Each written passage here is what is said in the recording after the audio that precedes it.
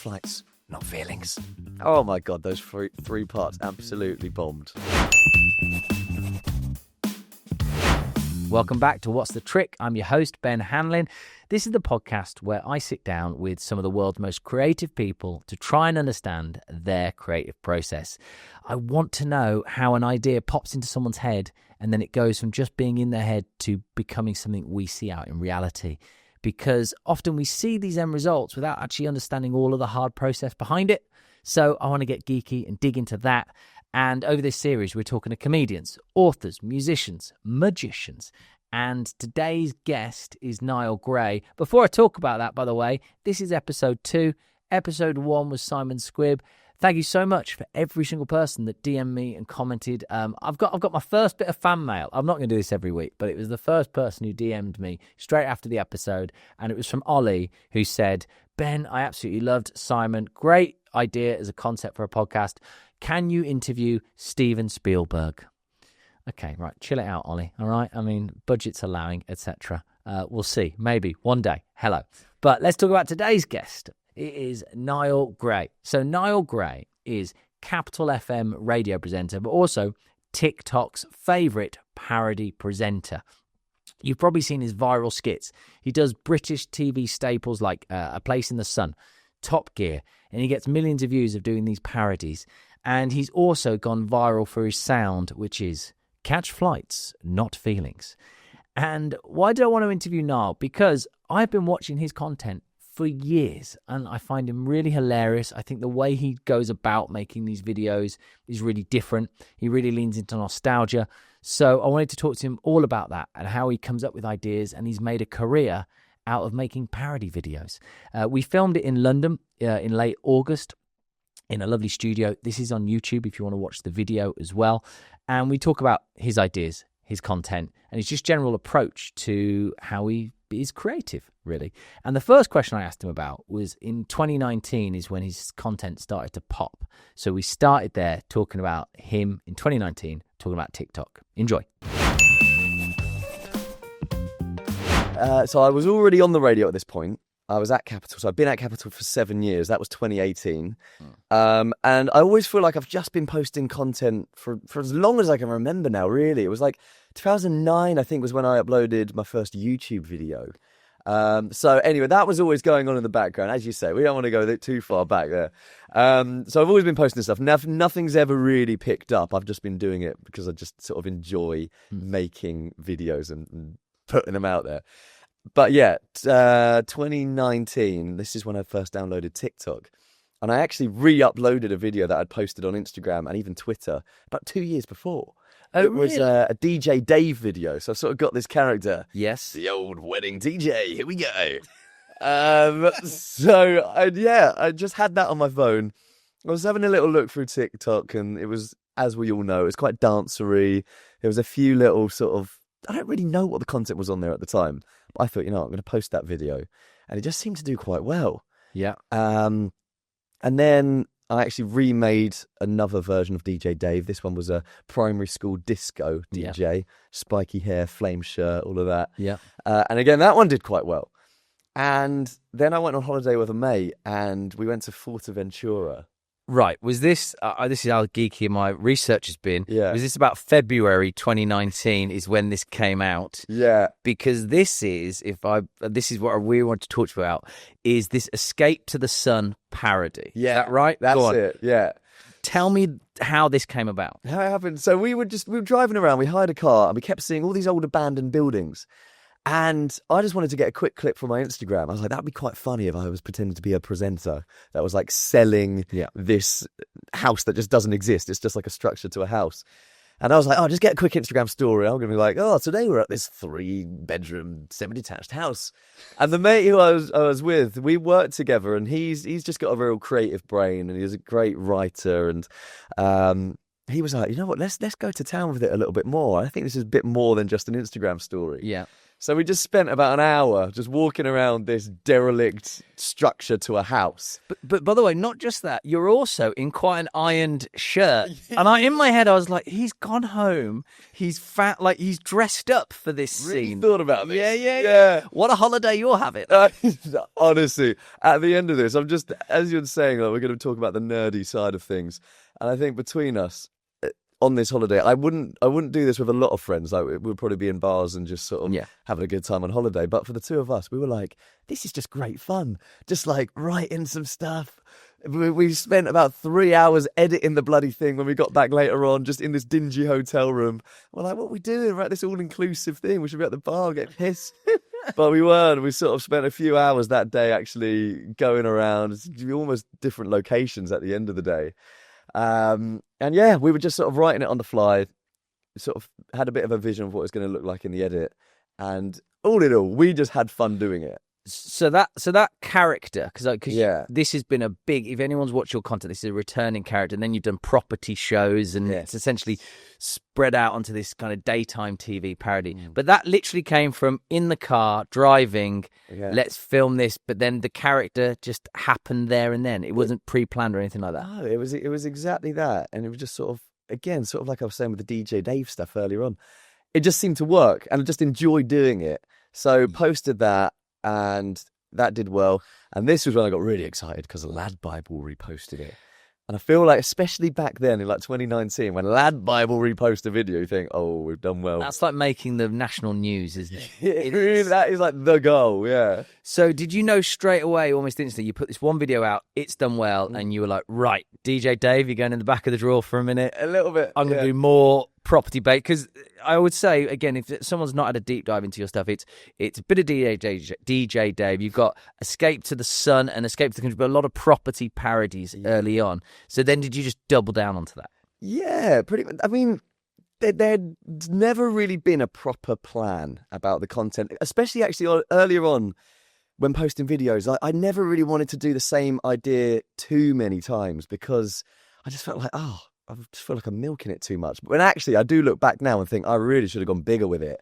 Because you see some creators and they almost do the same video, word for word, and it's just a different video and it does well time and time again. And I sort of wish I did double down even harder.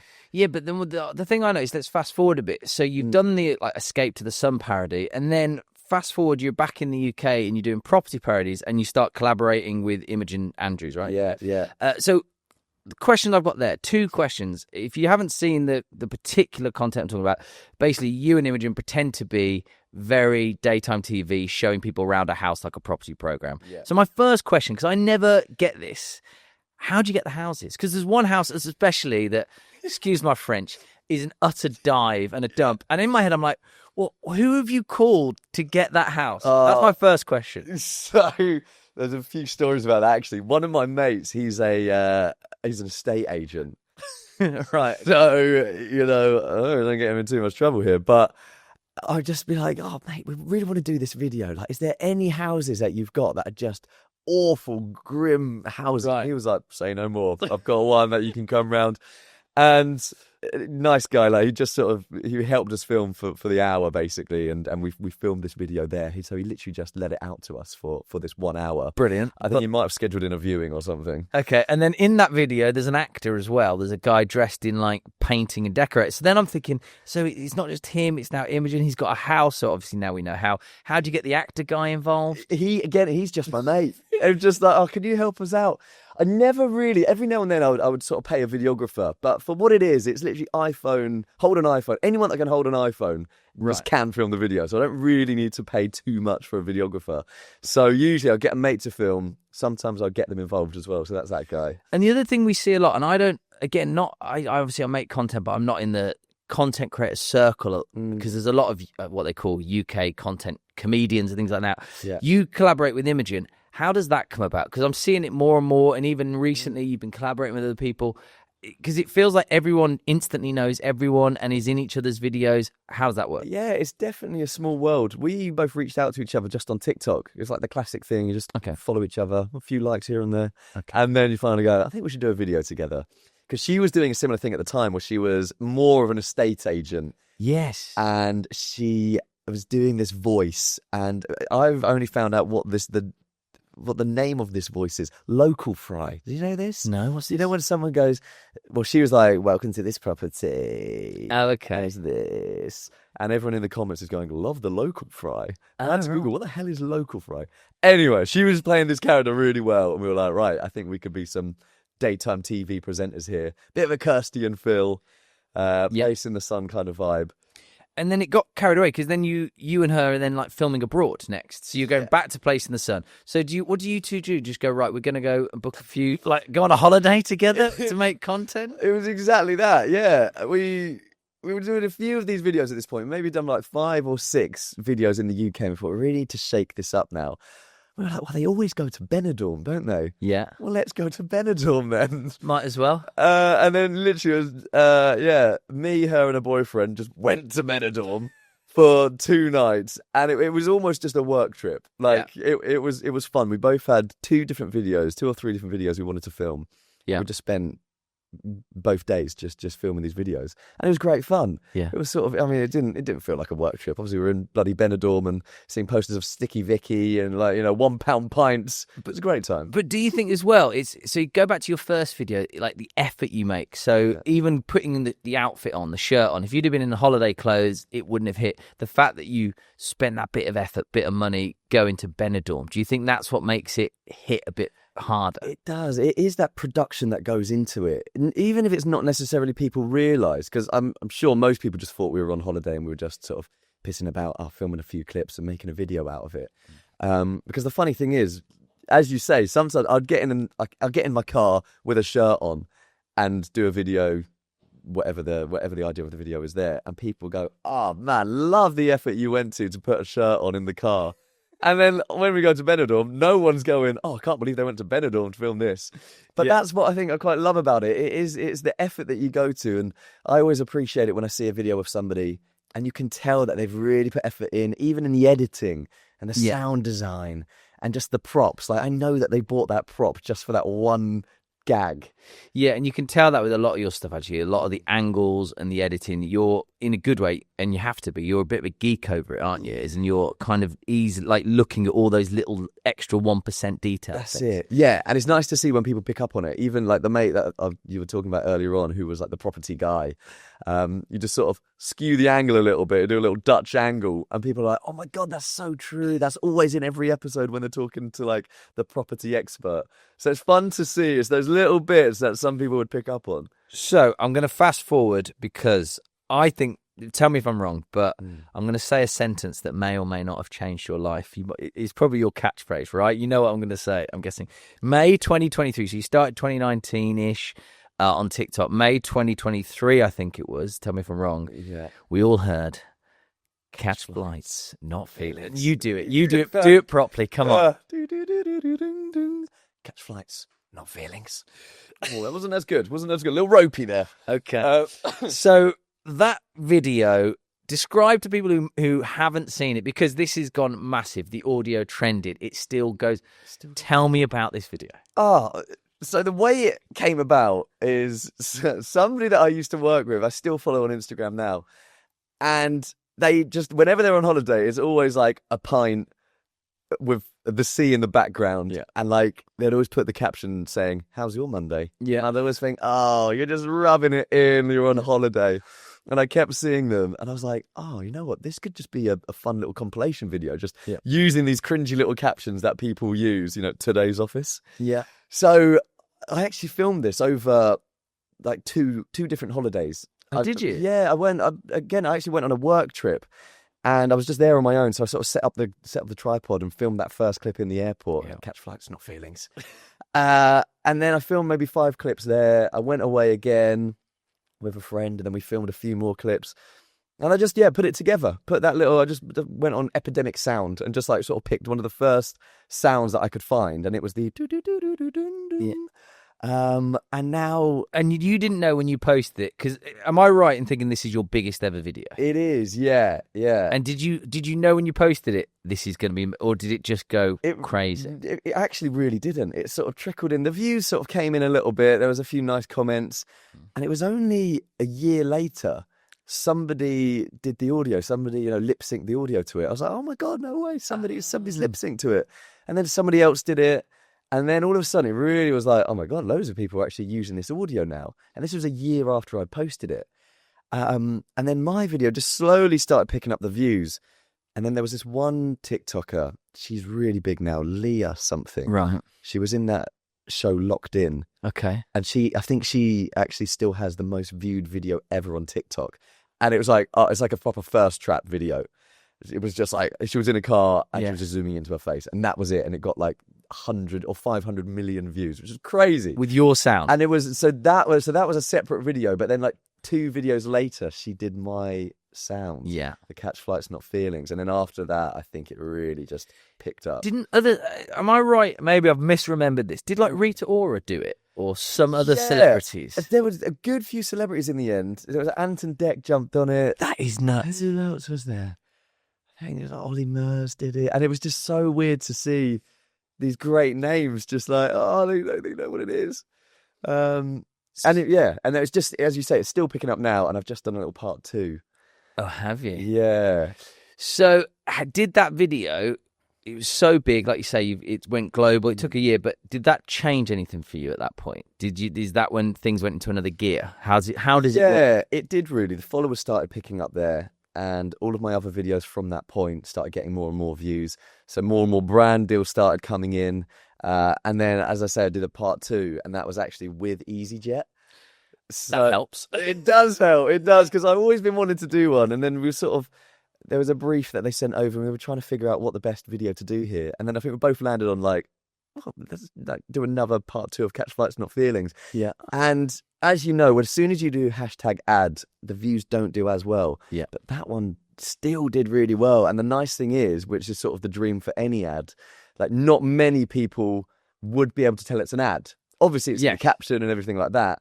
But there's very subtle EasyJet branding in there. It's just like the first line. Yeah. I think it was like, outfit says private jet, boarding pass says EasyJet. So obviously for them, that's like good enough to be an ad, and they were great. So they sort of get it. Yeah. You know how you get some brands that come on and they're like, no, we're going to need heavy branding. Yeah. Going to need to say it 5 times throughout the video. But they just sort of, they were sort of trusting what I was saying will do well. Good. And lucky it has done. So that will happen, and then you obviously carry on from there. I suppose, big question, I've been thinking about this. Why do you think everything you've done that's gone viral, not everything, but is very often like this daytime nostalgic TV presenter parody, and it's slightly different shows you've done, kind of a This Morning parody, etc. Why do you think it works? What is it? Because you must know about this more than anyone else. Why do audiences bloody love it? I wish I actually had the answer to it. I think we all love a bit of nostalgia, no matter what it is. We love some nostalgia. And again, it's the videos I love on TikTok is when, I don't know, it's almost when you just think like, how did this person come up with it? Yeah. Like it's so random that this person's decided to make a video, but they do it so well. And maybe that is it. Like, maybe it's the voice, it's the camera movements, the editing. And just because I'd sort of geek out a lot on filming and editing, and that's half the reason why I wanted to do these videos in the first place. It wasn't really to be like, and it never actually has been to be like, oh, let's take the mick out of these presenters. That's like never been it at all. But I'm just like, I just really want to replicate these shots. Yes. I want to get the music in there at this time. I want to sort of make this style of video.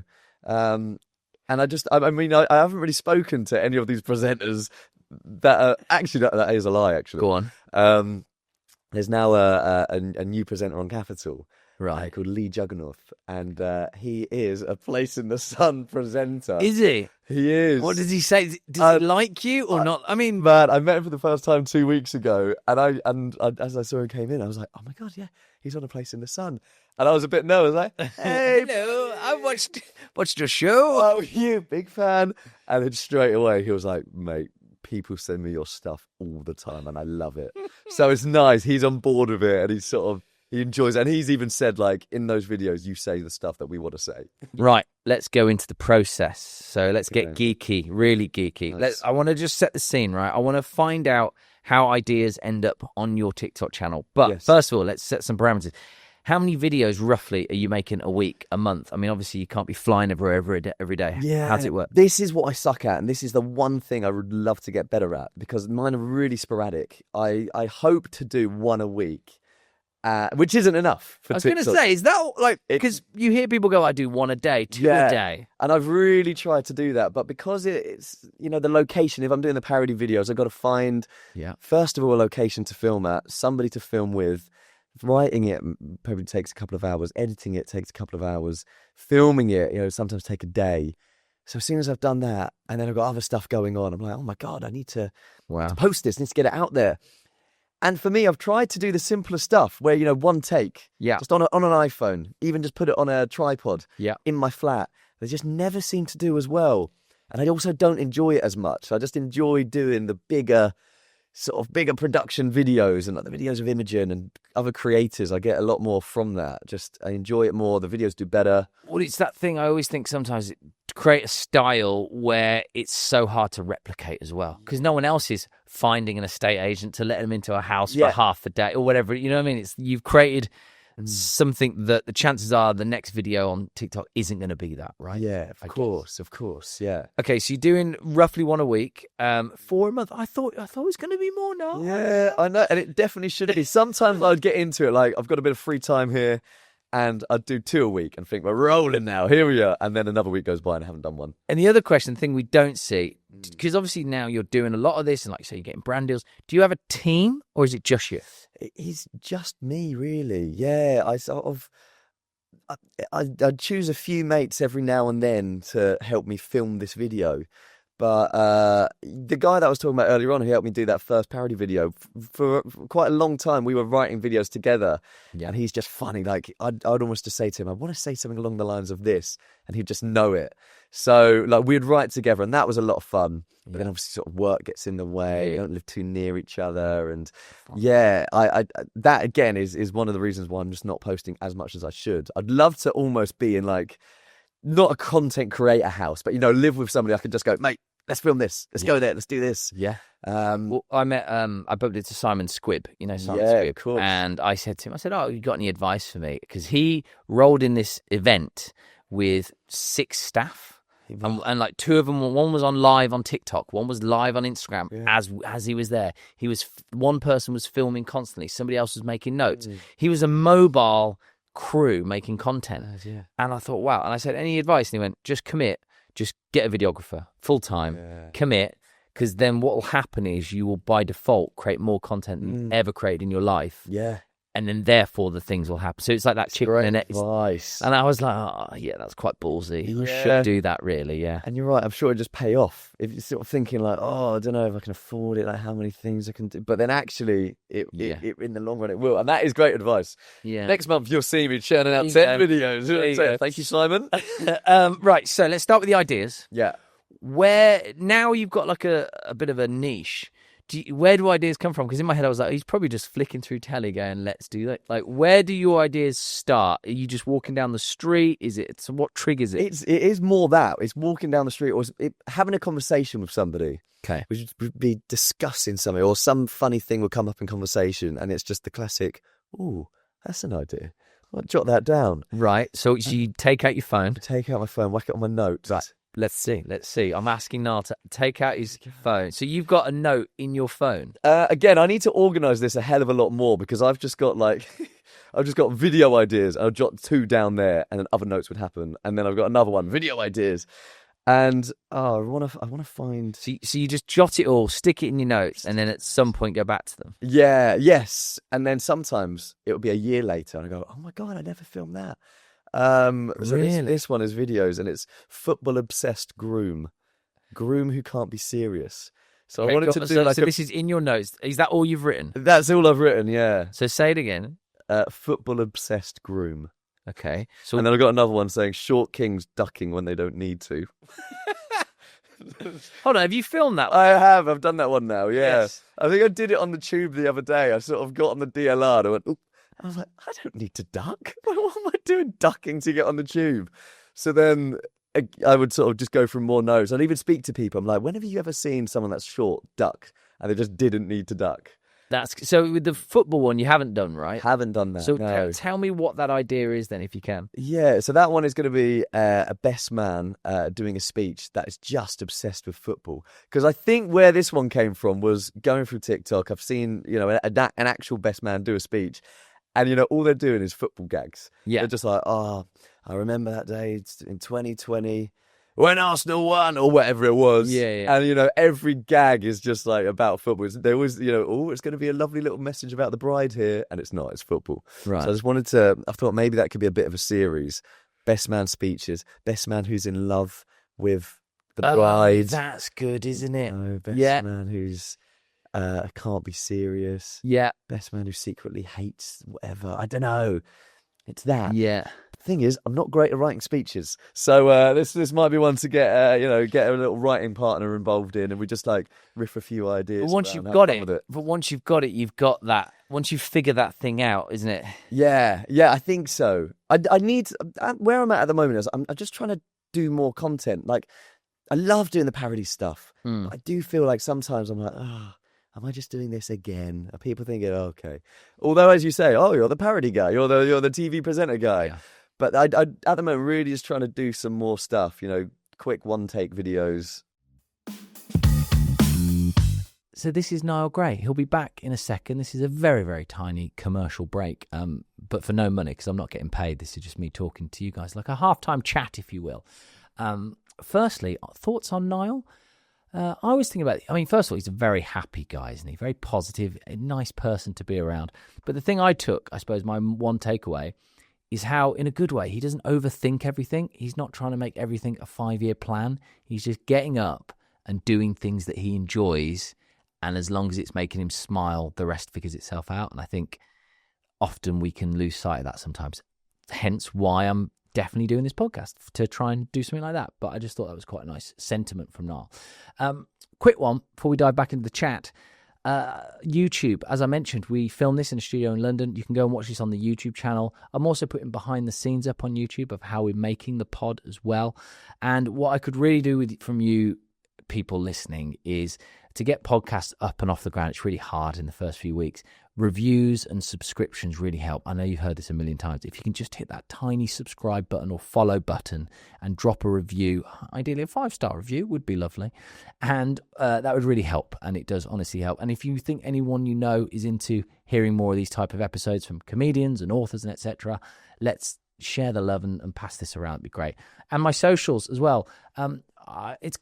It's weird just talking to a mic. I don't know if you're listening. Let me know. Just drop me a message. It helps me, encourage me to kind of keep going. And if I'm honest, let me know the bits that you've liked, maybe the bits you didn't. Be nice on that. And also any guests that you'd like to see on this pod. That would be pretty cool as well. And right, that's it from me. Enjoy the rest of the episode. We're going to jump back into Niall. I asked him about his failures, and that's where we carry on.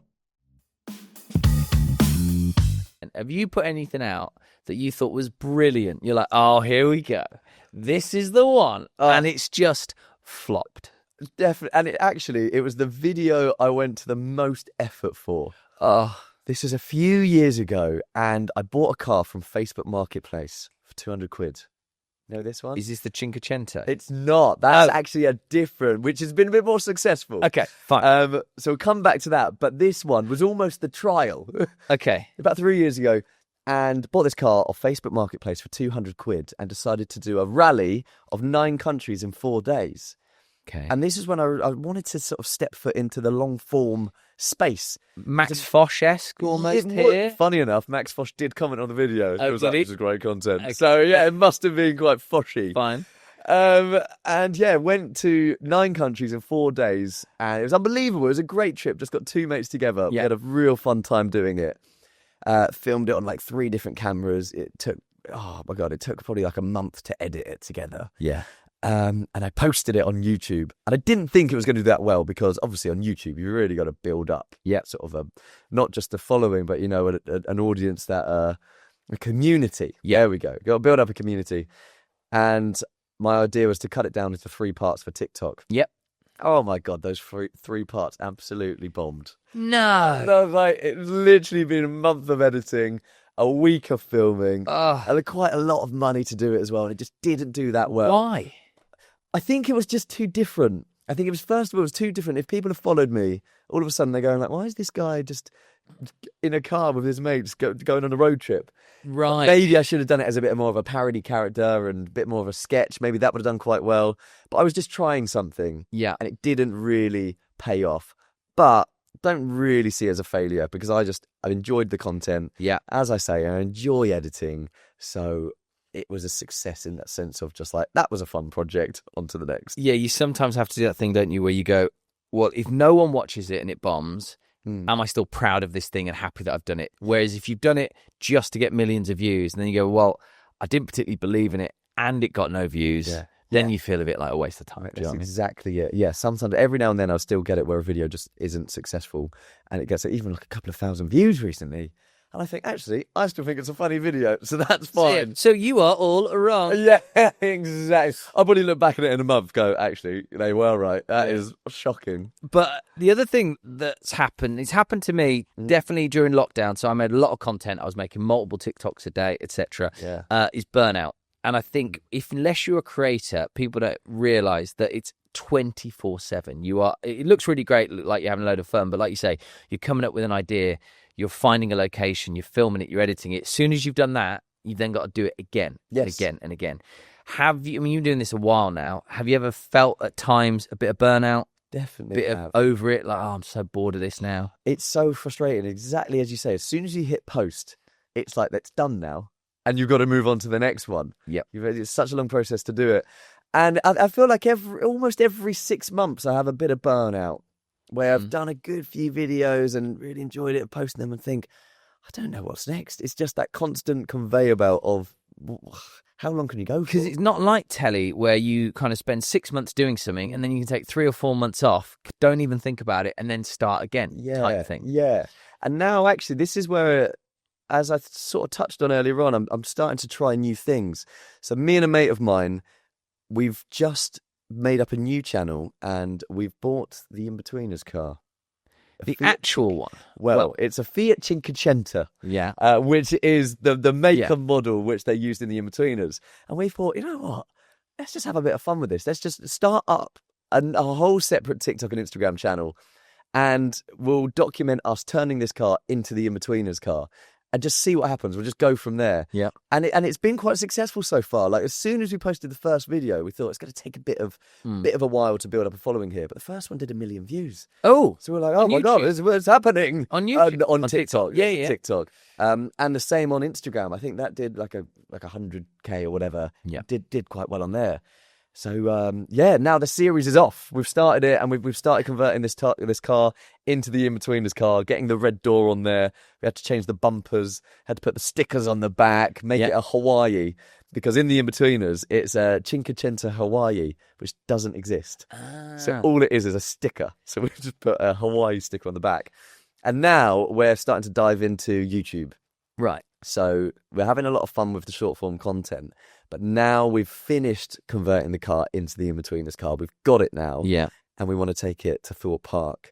We've just taken it to the Caravan Club. Do you remember that? Right, episode? yeah, yes, I do indeed. So we went to the exact same Caravan Club that they went to, and we've shot this long form. I'm editing it at the moment, getting ready to post on YouTube. Surely the goal has got to be to get each one of the In-Betweeners to come for a ride. In the car. It's got to be. Yeah. Well, the nice thing is, we're approaching there because James Buckley went on the TikTok account the other day, and I've seen James Buckley has just liked every single one of the videos. So he's there. He's seen them. Okay. I'm hoping that one day soon, we'll get the In-Betweeners boys in the car. It seems like everything that you've described hasn't been part of like a master plan. You're like, I have an idea. I do it. I bought a Cinquecento. We're going to do that. And then do you have a thought, like you've been doing this a while now, 4 or 5 years, what the next 12 months, 2 years, 5 years might look like, how it might evolve different to this? Or are you like, actually, I'm just going to keep doing the day-to-day videos? How much do you think about that? Man. I sound like a mortgage advisor. No, you don't. You sound like you've got some great advice. No. Because I definitely should have some sort of grand plan. And everyone always asks me, what's the next step? but I just sort of think like, so far I'm just having fun with it, and nobody knows what's going to happen next. Like, even I never really intended to be a content creator, and it just sort of happened, and I'm just loving every second of it and step of it, and I'm just sort of rolling with it. Podcast is definitely on the cards at some point. I'm trying to think of what that might be. A live show is on the cards at some point, figuring it out. And it's just sort of, I don't want to make it feel like a job. Right. Because I did sit down once and had an Excel spreadsheet and a plan, dates, videos. Yeah. Here's a script for that one. Here's a posting date for that one. Yeah. And I started doing it. And I realised the content I was posting, I wasn't really enjoying it. It wasn't really doing that well. And I thought, actually, this feels like work now. And although that's probably definitely the sensible thing to do, I just thought I only started it because I enjoyed it, and I just want to carry that on. So it's that idea, I guess, that the when you come up with an idea or a thing, as long as you're excited about getting involved in it, that's the litmus test right now, in a sense. Yeah. Exactly that. And also, I think with social, it's so hard to plan, right? You could have all the plans in the world, but in 6 months' time, things could look completely different. Yeah, things change again. I know, which isn't ideal for the future. Speaking to a mortgage advisor, they're saying, "Oh, what's your job? How long is it? What's your turnover going to be in the next 5 years?" I don't know. Fine, just whatever pops into your head. Brilliant. I'll write that down. Yeah, I know. What awful advice. Well, Niall, this has been a lovely chat. It's been so good because you see all this stuff, and all we see is 30 seconds or 45 seconds. We never hear any of this thought behind that. So thank you for sharing all your thoughts and notes and all that stuff.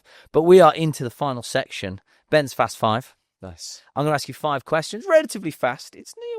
See what comes to mind. So you ready for the Fast Five? I'm ready. Strapped in. Literally, he is. It's bizarre. Buckled up. Right. Let's start with the Highlander question. In the film Highlander, it's a film about immortals. It's a very niche 80s, 90s film. Okay. And when they kill another immortal, they steal the knowledge and skills of that immortal. So, Highlander question. If you could steal... They stay alive. They're safe. That's good. They're not going anywhere. That's banked. If you could steal the knowledge or skills of anyone, who would it be? I love this. Is probably seems quite niche, but there's a lad called Hayden Hillier Smith. Great name. And he's an editor, and he used to edit for Logan Paul, and now he's got this series on YouTube where he breaks down massive YouTubers' videos, and he sits down with them and basically just completely roasts and grills their editing, and he just goes one by one, nitpicking every little shot, and it sort of explains how he could have done it differently to sort of make this video completely different. Have you seen him? I think I've seen little bits of him. But yeah, you're talking high end, like online video editing. Yeah, that's it. And I think it's just so important, storytelling in sketches or long form video, and just having that knowledge, because you can have a great idea, but you can absolutely kill it in the edit. I think people don't give edit sometimes, the justice, what's the word? They don't give it the credit, I guess. Credit it needs. Because something I've always said this, especially I used to make TV magic, things are made or lost in the edit, especially with comedy or anything, because it's about rhythm and timing and pace. And if you cut things, I say this to my editor, sometimes you can cut the soul out of something. If you cut it too much and you don't let things breathe. Yeah. So yeah, you're right. Definitely. Yeah, sometimes I'd do I'd film for like another brand deal, and they would get their production team and they would get all over it, and it's a great idea, really fun idea. And I watch it back and think, doesn't really work there. Those gags didn't quite land because maybe it's edited a bit too polished, or it's not the right order. But yeah. So for you, your secret sauce, your je ne sais quoi, is being, in a good way, I mean this very politely, a geek in the edit. Yes, exactly that. Yeah. All right, question number 2, time capsule. The mythical they, are creating a time capsule. You can only put one of your posts in the time capsule to live forever. The rest will no longer exist. I don't know why. We'll figure things out. And what post is going in there? I think it's got to be the one that kickstarted everything. The Welcome to Sunny Fortaventura. The first parody video I did had a great time filming it, sort of look back at it every now and then, and I still like, oh, that was a fun video. Okay. That was good fun. And I think I sort of wouldn't be anywhere without that video. So I want to put that. Pop that. I mean, there's people here going, why is he not catch flights? Not I know, it should be really. No, It should be, yeah. it's your time capsule. Right, third question. Your culture vulture, you. Any books, TV or film you have particularly loved recently that's you've gone, that is just, people should watch this? This is probably going to be really rogue from everything we've just spoke about in this podcast. This is is really not, depressing and horrible. Go on. not, you know what? Not depressing, but it's nothing to do with content creation. But it's a book that I've read this year, and I just got so much from it because I'm not a massive reader. But this book has made me want to carry on. It's called Rich Dad Poor Dad. Yes, you know it. Kurosaki. Yes. Yes. And I feel like everyone needs to read it. And especially sort of being self-employed, it's such great knowledge, and it's all the stuff that they don't teach you in school about money. So just to clarify, this is not Diary of a CEO. Stephen, what? I am going to make you cry in a minute, and then that's going to be the Where's trailer. the fuel? We got Evian sponsored here. But man, like it's as I say, it's so rogue. But I read it, I was like, oh my god, I feel like Stephen Bartlett now. Yeah, acquire assets, not liabilities. Correct. If you like that, then go and read Psychology of Money. Anyway, okay, fine. There we go. I didn't expect. I thought you were going to say, "Oh, this sitcom or this." Oh man, no, actually, okay. Can I have two? Can I be really green? Go on. I saw Captain Phillips the other day, which I don't know why I haven't seen that before. Captain Phillips. About the pirates. Oh, Tom Hanks. Yeah, amazing. Yeah, unbelievable film. I was watching it, and you know when you're watching a film and you think, I want to see this for the first time already, and I'm only halfway through it. Yeah, but I know I'm going to want to watch this again. And it's an unbelievable film. I can't believe I haven't seen it. Yeah, and so I'm a big fan of the phrase. So when they pitch Hollywood films, they use this thing called bluff, bottom line up front, right? Okay. So basically, when they're obviously pitching $100 million films, sell it to me in one sentence. And that film is an amazing film, especially the last scene. His acting in the last scene is incredible. Yeah. But you can sell it in one sentence. It's a captain taking a cargo ship who gets attacked by pirates. Yes. It's so simple. Yeah, that's it. But you're in, you're hooked, you get it. You're on a journey. Yeah, you're so right. Right, okay, fourth question. Penultimate, some would say. Magic wand. With this wand, you have the power to vanish any kind of content, social media content, forever. What would you vanish? I've got it. I would love to get rid of the fake couples pranks. You know, when there's like a boyfriend girlfriend scenario, and it's so fake and it's so clickbaity. Yeah. I mean, I understand why they're doing it. Usually, the ones I'm talking about, the ones you get on Facebook, it's like a 10-minute video, and they're hiding in the corner. Yeah. Something's about to happen. And they're 5 minutes in. They're still sunbathing next to a pool or something. She's She's in a bikini. You're always sort of that. Yeah. And it's those style of videos, or the ones that are in that similar world of how to save petrol. And they go over to the petrol tank and they get cling film and they stick it to the side of the car. Then they get shaving foam. And you're like, what? This is so weird. What's going to happen here? And then they wipe it away, and then they get sellotape, and they draw on the car, and you're like, wow, what's happening? This is going to be great. And that's all they're doing. They're literally having you on for 10 minutes just because they want the clicks, and they want you to stick there with the video and the engagement. And you're right, it's so Facebook, and also all of those are millionaires now, aren't they? Oh, man, it's ridiculous. They've got empires. They almost own every Facebook page, right? Yeah. So they might start doing that actually for the money, you know? So there you go. How to say, so you're vanishing fake prank, fake hack videos that are there just for clickbait. Yes. Do you know what? The world is now a better place. Well done. Thank you. Cleaner. Thank you, Niall. We've all got more time on our hands now. Right. Final question, Niall. What's the trick? In particular, if another content creator was to ask you, what's the trick? How do I do it? You can repeat something you've just said here today, whatever it is, one quick answer for him. So how do you do it? What's the trick, Niall? To having like to being a viral content creator. If you had to give him a nugget into your world, I would say just do what you find funny. I think there's a lot of people that try to replicate other stuff they've seen. Yeah. But if you've just got a bit of niche humour, just think, I think that's hilarious. Just do that and actually just do it without thinking about it too much. Because the more you think about it, you've overthought it, you don't want to do it, it doesn't happen. I think just funny, do it, post it, and let it go. Done. Don't overthink it. Don't do it for other people. Thank you, mate. Thank you. Thanks for coming on. This has been great fun.